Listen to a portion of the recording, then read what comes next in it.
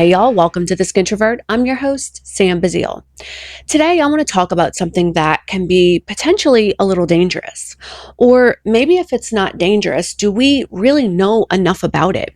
And what am I talking about? I am talking about beauty trends that are becoming more popular online. So popular that people that I'm related to, people that are near and dear to me, taking advantage, taking a part in these trends, and some of them are just a little bit concerning coming from an actual esthetician. So let's talk about these. We'll talk about what my opinions are of them, and should we be concerned or should we just be really even doing them? Okay, so let's talk about it. To start off, let's just rip this Band-Aid right off and talk about tan maxing. This is a trend that is encouraging people to intentionally maximize how dark they can get by increasing sun exposure, tanning beds, and the more recent, the tanning peptide called melanotan. So first, let's talk about tan maxing with sun exposure. So I am going to quote the famous Dr. Obagi when I say this: a suntan is your skin crying for help. Literally, that's what it is. When your skin turns brown, that is your skin's defense. It is your skin saying, help, something is wrong, and I need to form this melanin to protect it. So while am guilty of this, I say this all the time, tan fat is way prettier than white fat. I get it. I know it. I hear it all the time. I believe it. However, there are other ways for us to do this, like just self-tanners, okay? If that is something that you feel, do the self-tanners, because this tan maxing is just so incredibly dangerous. This is definitely one that has my stamp on as dangerous. Don't do it. So I want you to think about this. When I say a skin tan is your skin crying for help, I want you to think of it this way. Think about the melanin as like an airbag for your car, okay? Those airbags are there for emergencies only, okay? We're not going to intentionally crash the car to see the airbags blow, right? It happens as a result of the car accident, just like your tan happens as a result of the sun exposure. So when you think about what your body is doing to produce that tan, you start to realize, wait a minute, this is actually dangerous and not a safe practice. Now, overexposure to sun can lead to skin cancer. I don't care what you're hearing online, okay, about don't use the sunscreen. It's the actual sunscreen that causes the cancer. I've said this before. If you are one of those people, exit immediately. This is not the podcast for you. This podcast is all about skin health. Skin health. Okay, there we go. Overexposure will lead to sun cancer. So overexposure will lead to skin cancer. Let me correct myself. So by participating in tan maxing in the sun, you are certainly sealing your fate when it comes to skin cancer. Now, there is, like I said, this recent influx of social media influencers talking about how, or encouraging you not only to not use sunscreen, but to tan max in the sun by staying out in the sun intentionally during peak times between 10 a.m. and 4 p.m. That is incredibly dangerous, guys. You are exposing your precious skin during the most intense times of the sun exposure. Not cool. There's also now apps that track peak UV index. And you've got these people, these young girls with this fresh skin, this new healthy skin, and they are encouraging them to be out in those peak times. So this is scary to me. This is scary to me that someone can go on the internet, be misinformed, and put their skin in such danger. Now, what's another way that people are tan maxing other than just being out in the sun in the worst times? Tanning beds. I can't even believe we're still doing this. I can't even believe in 2026 that tanning beds are still a thing, because this is proven. We've already done this. This is proven to increase the risk of skin cancer. I don't even know how this is even legal anymore, okay? But tanning beds are proven to emit UVA radiation, folks. It's a classified carcinogenic to humans. What are we doing? Please, for the love of the Lord, stay out of the tanning beds, you guys. You're not creating a base tan before you go out. That's what I hear. Oh, I don't do it all the time. I'm just like going in to get my base tan ready for my vacay. Girl, please. Or this is my favorite. No, it's totally fine because I'm not covering my face. I'm covering up my face. My face doesn't see the tanning bed. Girl, the rest of your body is. The rest of your body is still exposed. Come on, you guys are smarter than this. Okay, just say no to the tanning beds. They're never a good idea, period. Another thing that's kind of like coming back that I never thought we would even see or hear again, but using the baby oil to tan max, using tanning accelerating lotions to tan max. So whether you are going out into the sun or you're going into these tanning beds, you are using a topical to increase the efficacy of that damage to your skin. Wild. You know, I have to just be completely raw and honest here, but one of my first jobs was working in a tanning salon. And I was actually so good at that job that I became a manager of that tanning salon at 16 years old. Wild. So not only was I going in the tanning bed every morning and every evening before my shift, after my shift, but I grew up in a home where my mother had a tanning bed in our home. So if anyone is a sitting duck, it's your girl right here. I am literally just sitting waiting for the skin cancer to come. And I've already had one scare on the top of my ear. I had to have a little melanoma removed. So listen, it's going to happen. It's just when, okay? It's not if. If you are exposing yourself like this in the sun, if you are exposing yourself to tanning beds, it's not if, it is when, okay? And when these skin cancers come up, it's not because of I just laid out last week and got a sunburn. No, this is 20 years down the road. This is all of that time built up. So listen, guys, now is the time to take care of your skin. Now, and if I have the younger ones that are listening to this, please, I beg you, stay out of the tanning bed. You don't want to be like me and in your late 40s, freaking out, not knowing when you're going to have the scare of your life. So just take care of your skin now. And if you are in your 40s and you're like me and you're 40s or older and you're like me and you just really went in hard in your younger years, it's okay. Still start taking care of your skin now. Stay away from the oils. Don't be going laying on the roofs and doing all that. Take care of your skin. This tan maxing is just not good. And now we have something that has kind of entered the market, and that is melanotan. This is a peptide that increases melanin in the skin. And look, I'm going to say this. I am not against peptides. Actually, I am very impressed and intrigued with peptides. Number one, I think I've talked about this previously on other podcasts that I have and do use GLP-1s. It has been a game changer for me in losing weight. I've always been a big girl. I've always struggled. Dieting is hard for me. I have a terrible relationship with food, and GLP-1s have really changed the game for me and allowed me to see what a healthier lifestyle looks like. So for that, I will forever be grateful.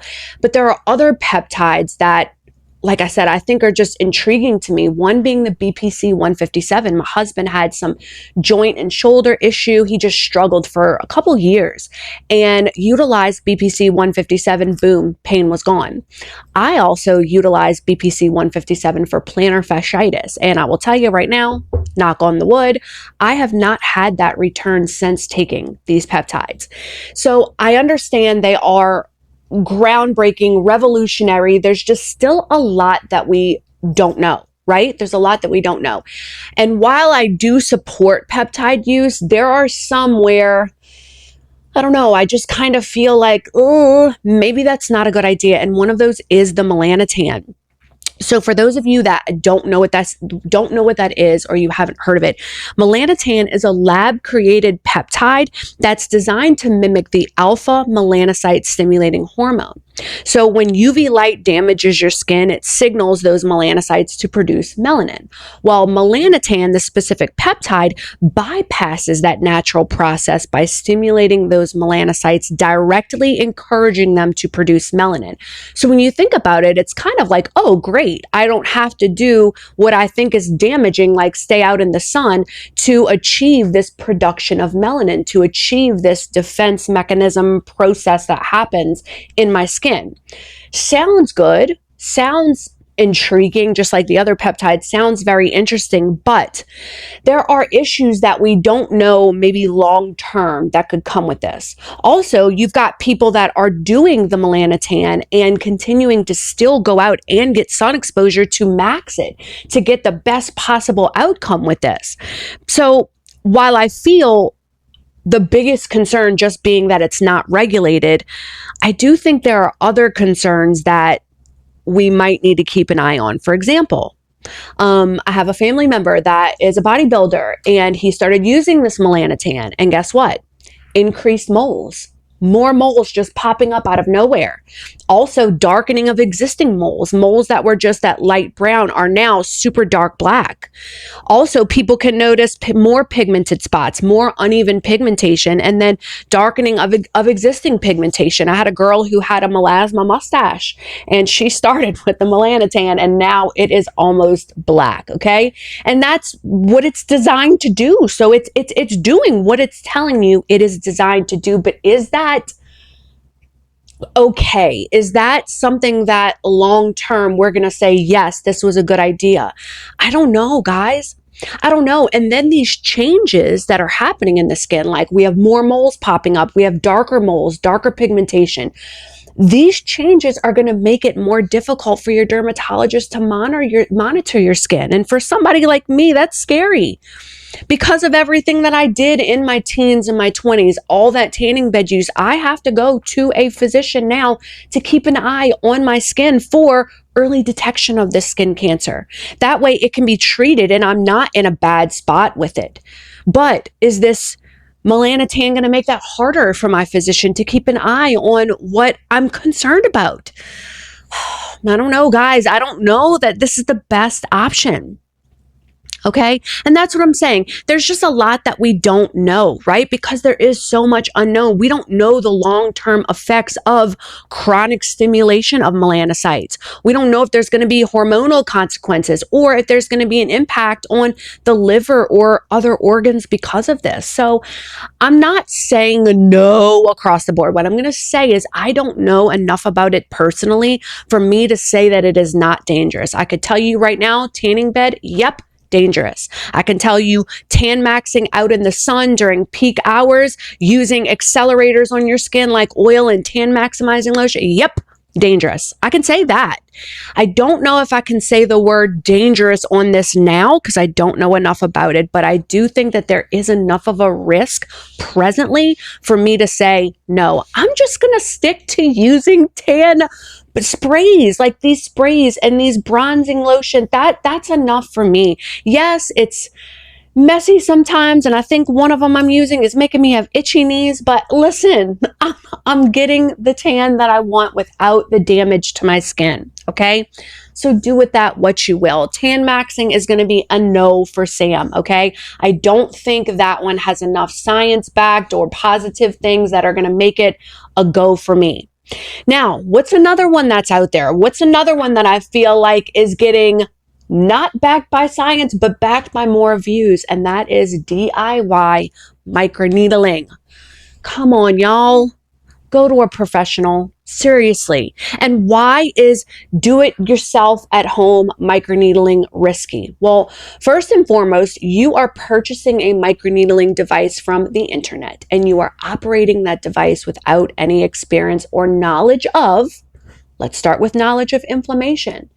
If you are not experienced or educated to know the difference between acute inflammation and chronic inflammation, you should not be inducing any kind of inflammation in the skin. And that is what microneedling is doing. So number one, if you are not savvy enough to know the difference between chronic or acute inflammation, boom, you shouldn't be touching a microneedling device at home.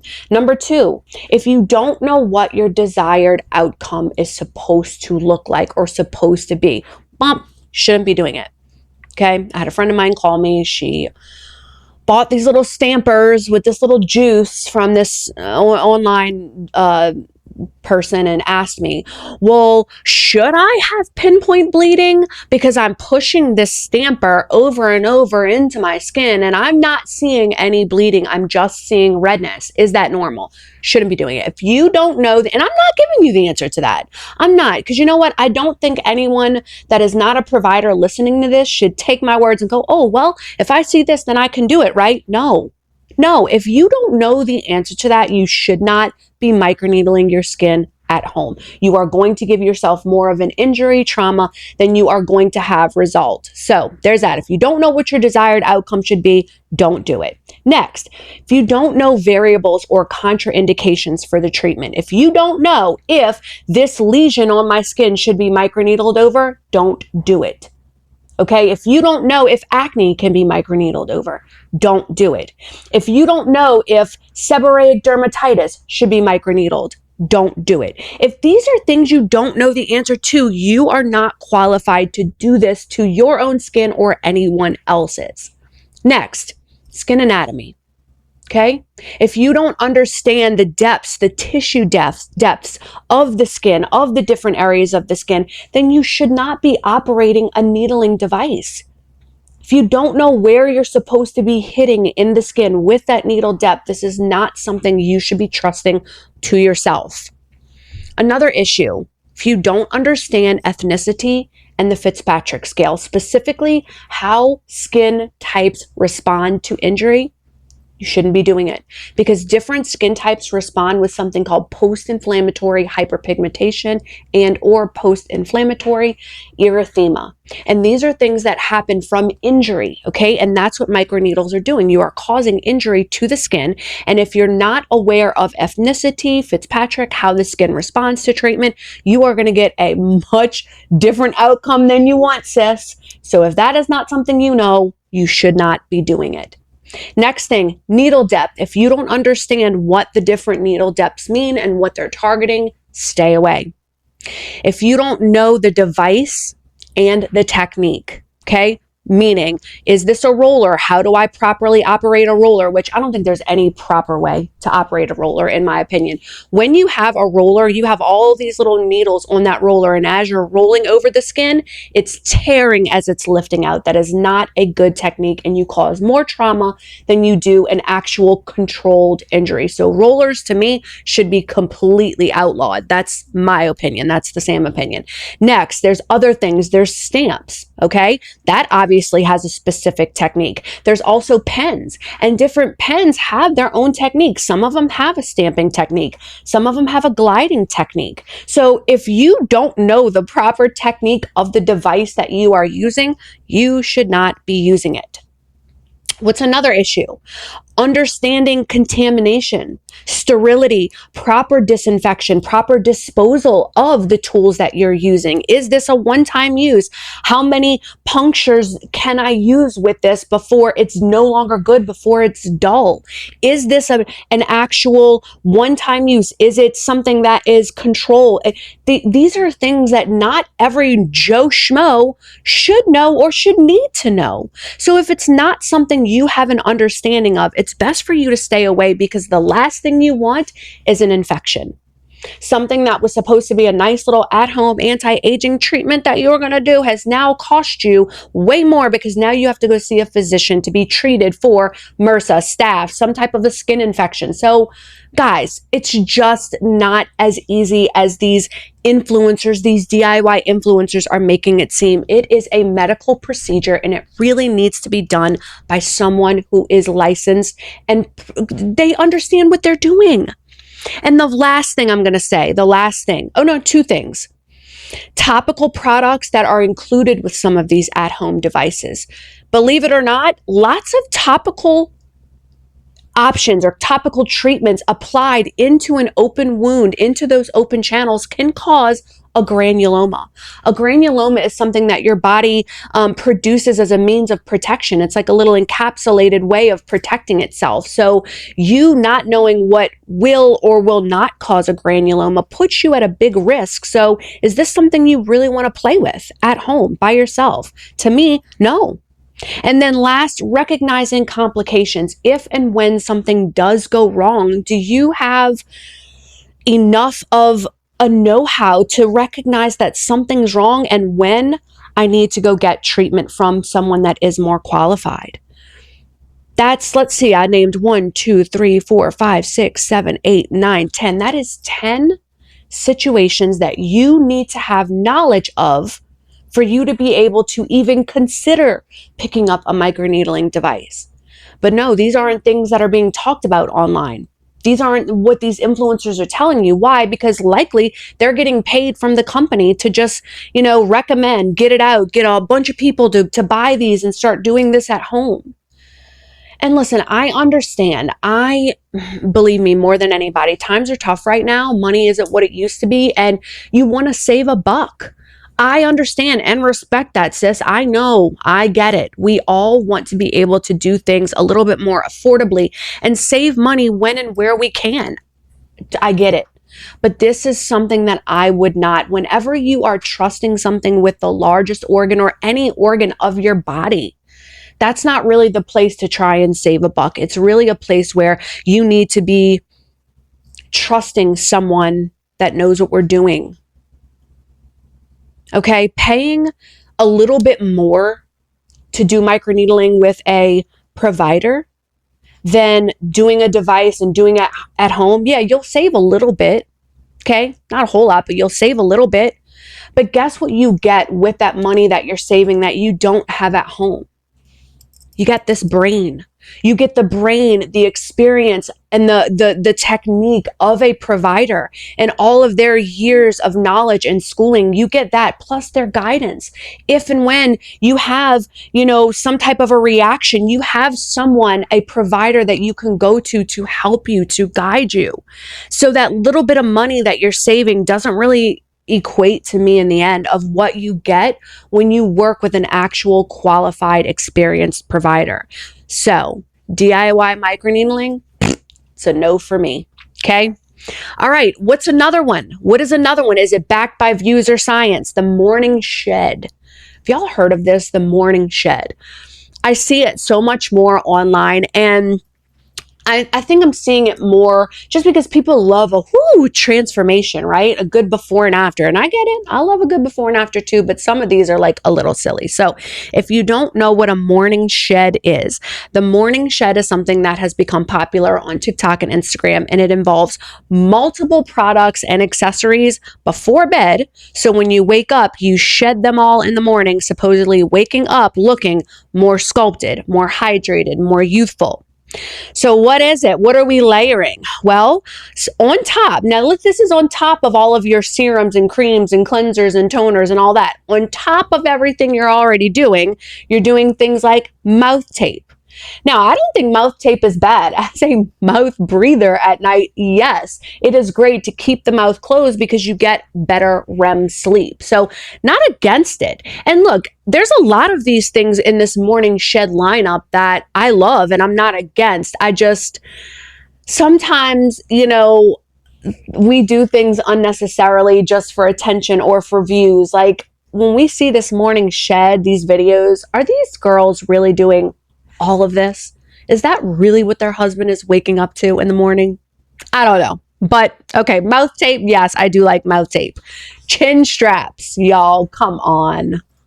Come on. Y'all cannot believe that those chin straps are for real. Okay? Because all during the day, you're not wearing the chin strap. I mean, maybe if you wore it 24/7, sure. But then what's the point in that?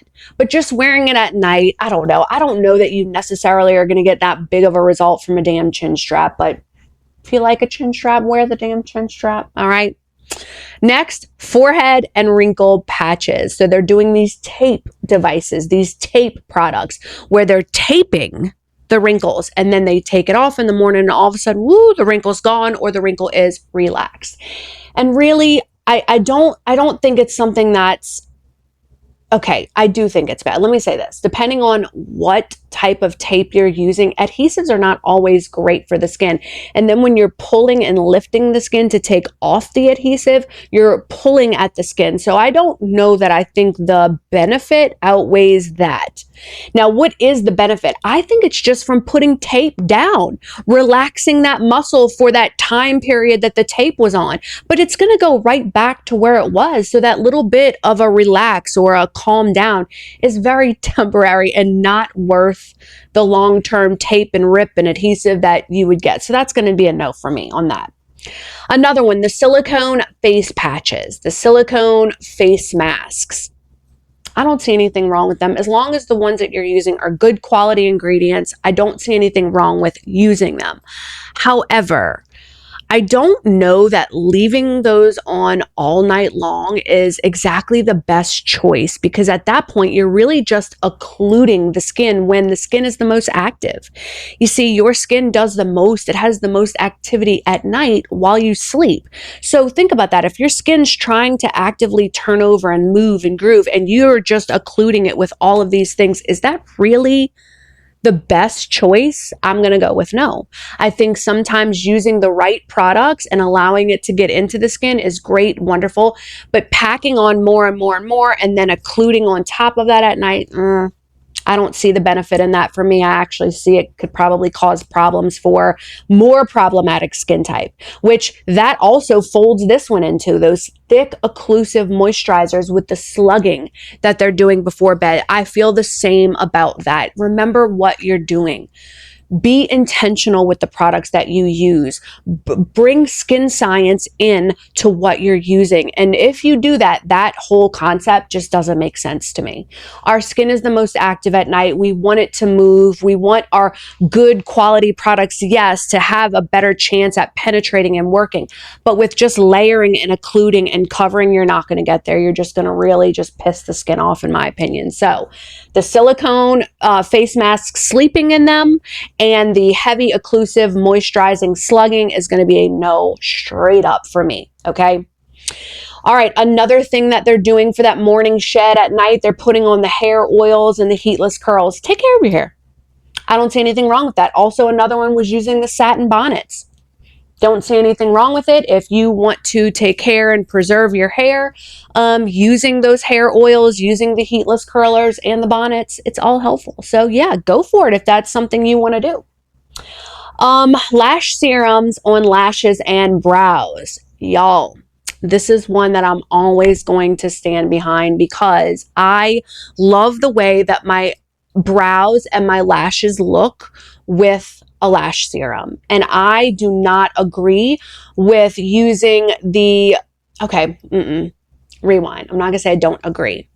I think if you are unable to grow your lashes or have lashes that, you know, give you length and volume and you want to use lash extensions, great. Just please make sure you're going to someone who is extremely experienced, qualified, and they take the health of your hair follicle and your lashes into account when they're doing your treatments, because sometimes occluding it with glue and adhesive and blocking the follicle can cause problems. So I choose lash serums. They work really well for me. The one that I've used for many, many, many years that I absolutely adore and love is Lilash. Lilash, to me, it works. Now, people are like, you don't like Latisse? Yes, I do like Latisse, but let me say this. When I used Latisse, I felt like I had 5 really long eyelashes. All right. So I got length, but I didn't get volume.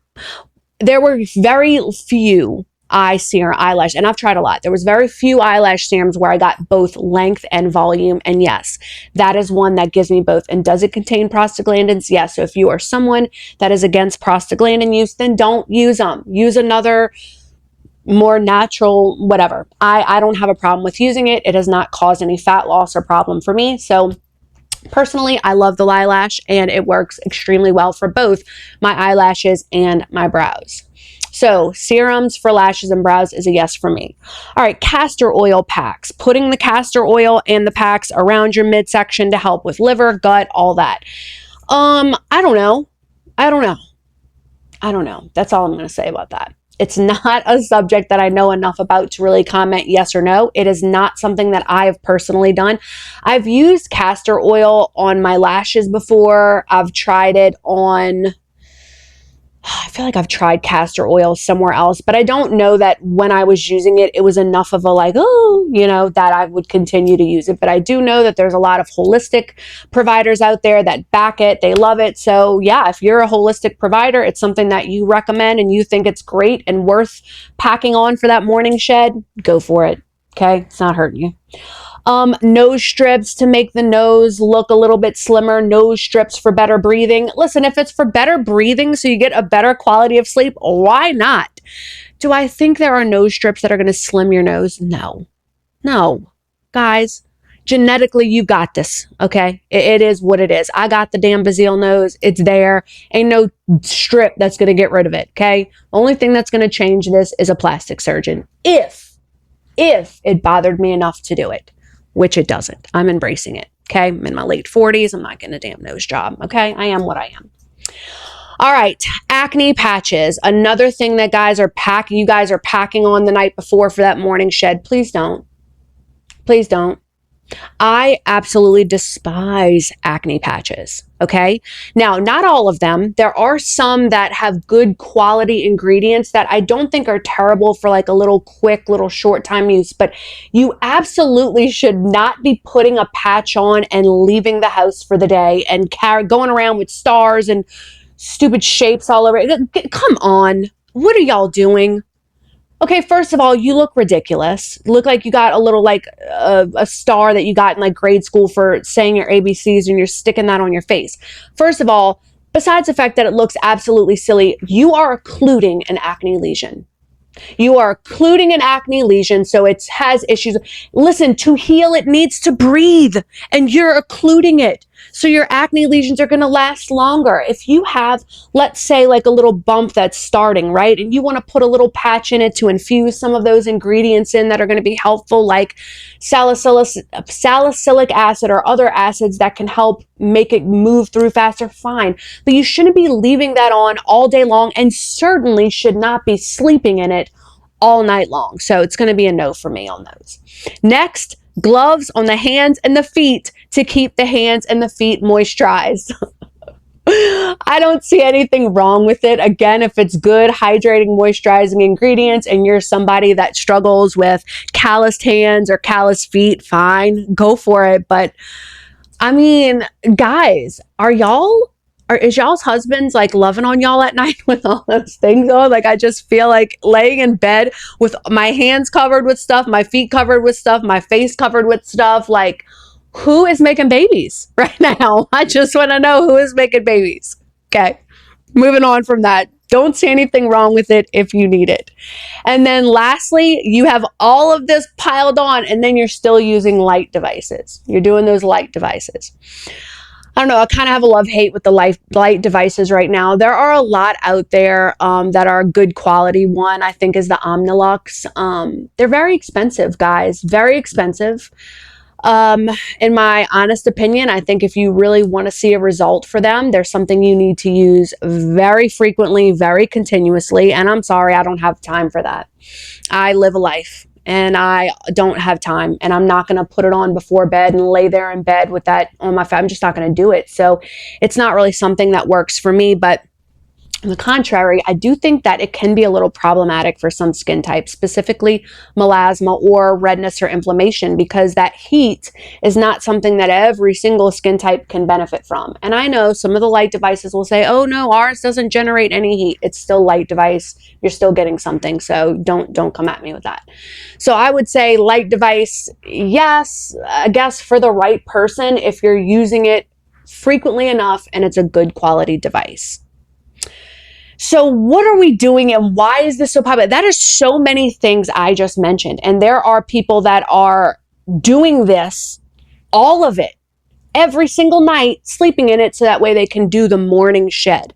Now, are they doing it for views? Maybe so, because social media loves that kind of content.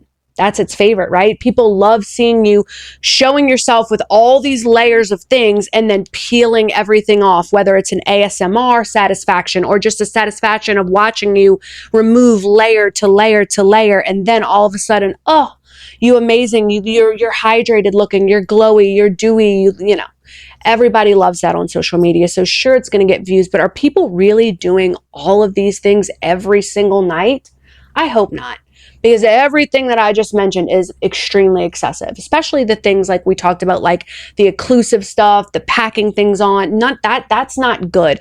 But if you're doing all of the other things like the lash serums, the silicone masks at night, the forehead wrinkle patches, if you're doing the things that are not really going to be harmful to the skin and it's something that doesn't piss your skin off, hey, do what you do, sis, but that's a lot of money. And to me, I'd rather put that money towards really good quality skincare products and then just use that and call it a day. But that's me. That's me. Okay. All right. Next, what else is going to be either backed by science or backed by views? DIY chemical peels. Y'all, I am seeing this way more now. It is freaking me out. It is freaking me out. I know the damage that can come from a chemical peel. So just watching any regular person pick up a chemical peel, especially a TCA peel, and put it all over their skin scares me. I know a lot of you listening to this have probably had this poor gentleman show up on your feed, but is an African-American male. He purchased, and shame on the company. Shame on the company for allowing anybody to go on and purchase an aggressive TCA peel. For real. Like, that company needs to be like evaluated. But anyway, moving on from that, this gentleman went on, he purchased because, and look, if I get any of his information wrong, sorry, but from what I got, he's had a TCA peel before in a provider's office, but wanted to do it himself because he could go on and purchase it, and he did. And it was disturbing. I have not followed up on his end heel, but I'm going to tell you afterwards, there were some concerning things that I saw, especially for someone with that ethnicity, with that color, because you do run the risk of post-inflammatory hyperpigmentation, and he could make his skin darker. I saw female, let me see if I can remember her details. Female, African-American, fits 6. She, I think, was like 35, 36-ish, I want to say. But she did have some acne, and she had some PIH from like old acne marks. So that was her goal, right? She wanted to even out her skin tone because she had these like darker marks where the acne was. Got a TCA peel from a actual esthetician. Found out later that esthetician should not have been able to do a chemical peel that deep independently. But anyway, that happened. Had the peel, and you guys, she came and saw me and was like, please help me. This is what I saw. It looked like she was just wearing like black face paint. You could see a whole straight line of demarcation underneath her chin where the peel had stopped. It wasn't even feathered down. It was literally just looked like black face paint all over her face, and around her eyes was lighter. It was horrible. And she's like, what can I do? I need help. And obviously I'm not going to go over her whole treatment plan, but I did put her on some skincare, some hydroquinone, so we can try and blend and lighten the pigments a little bit. But it was very difficult. We got where we needed to be. But that's the scary part about this, is that just a consumer, a regular person going and buying these chemicals and applying it to the skin is scary, because chemical peels, what they're doing is they are causing a chemical wound to the skin. That chemical wound causes the regeneration, okay? It causes the skin to heal, so that way we get new healthy tissue. It's just the process of skin rejuvenation. It's a wonderful treatment. I love chemical peels, and chemical peels can vary from something to be very mild to something extremely aggressive and can peel down to the dermal layers. So it's really important that the person who is applying the peel, number one, has a really good grasp on the chemicals that are used. That person understands skin anatomy. They understand ethnicity, Fitzpatrick. They understand how the skin responds to injury, because if not, hello, they're going to have a problem. It really and truly poses very similar risks to the at-home microneedling. Okay. The operator lacks experience and knowledge of these things, you're going to have problems. So again, they don't know desired outcome. They don't know what happens if the worst happens. They don't know how to say, just like I was watching that gentleman and I'm looking at, now look, granted, I'm watching something on a screen. I don't see him in person, face to face, but from what I can see on screen, it looked to be very uneven application, deeper in some areas where it was causing more of a trauma response and more deeper wounds. So it didn't look like an even heal. And he's looking at it going, well, I'm not sure if this is how it's supposed to look or not, but, and so if you don't know that, if you don't know if this is how it's supposed to look or not, then you probably should not be applying a chemical peel at home. Again, if you don't know how to identify variables or contraindications for that specific chemical peel, you shouldn't be doing it. If you don't know the anatomy of the skin, if you don't know ethnicity, Fitzpatrick, how skin responds to treatment, you shouldn't be doing it. If you don't know how to gauge peel depth, like, is this going deep? Is this going too deep? Is it not going deep enough? You shouldn't be doing a chemical peel. If you've never been taught proper technique on how to apply a chemical peel, you should not be doing it. And most importantly, if you don't know how to recognize complications of a chemical peel, please, please, please do not do a chemical peel. So, chemical peels at home, it's a no for Sam, okay? And it really should be a no for anybody. And again, shame on the companies. Shame on the companies that are allowing patients to be able to go on and purchase a chemical peel at home. Even the mild ones, even if it's a peel that should not cause any reaction with one application, you are allowing patients without experience to purchase it. So what are they going to do? Even if they don't have a reaction the first time, they're going to go, oh, great, I'm going to keep on applying it. And then they're doing 2 chemical peels a week or more. And I understand it might say on the bottle or the box once every 4 to 6 weeks, but they are not qualified or trained to dig in and read and really understand those instructions. So they should not have the ability to purchase these. Chemical peels of any strength should only be used and operated by estheticians, nurse practitioners, nurses, PAs, people who are trained and qualified in all of the things that we talked about: skin anatomy, skin response, variables, all the things. They have the ability to guide that patient if something should go wrong. So again, I understand. I know where this is all coming from, and it's coming from a good place. People just want to be able to save money. They want to be able to do things at home that can allow them to save that cost and maybe even save that time. But my argument for you is, especially with all this rise, of all this stuff on social media, I encourage you to save a buck on things that don't affect your overall health. And when it comes to the skin, people forget that your skin is the largest organ of your body. And they think it's just a vanity thing. Oh, so I can save money here because it's just my skin. It's just the largest organ of your body.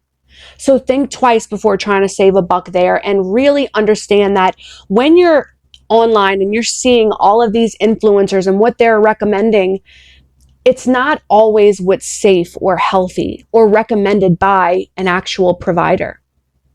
I think the best thing to take away from today is the goal is not to avoid every trend. There may be some that can be fun and helpful, but ask one simple question before trying it. Is this backed by science, or is it just backed by views? And if it's not something that's backed by science, then it's not good enough for my precious skin, and it should not be good enough for yours either. All right, guys, I hope that was helpful. Enjoy this episode, share it with your friends, and if there is a topic or a DIY trend that you think we need to dig into, let's talk about it. You can reach out to me on all platforms. You can also email me at skintrovertsam@gmail.com. Thanks a lot, guys. Until next time. Bye. Think of the Skintrovert as your aesthetics roundtable, not a training manual. This podcast is for professional education and discussion. It's not medical advice. Your scope of practice matters, regulations vary, and your license always leads. To continue the conversation, follow the Skintrovert on Apple, Spotify, or any platform that you listen to your podcasts.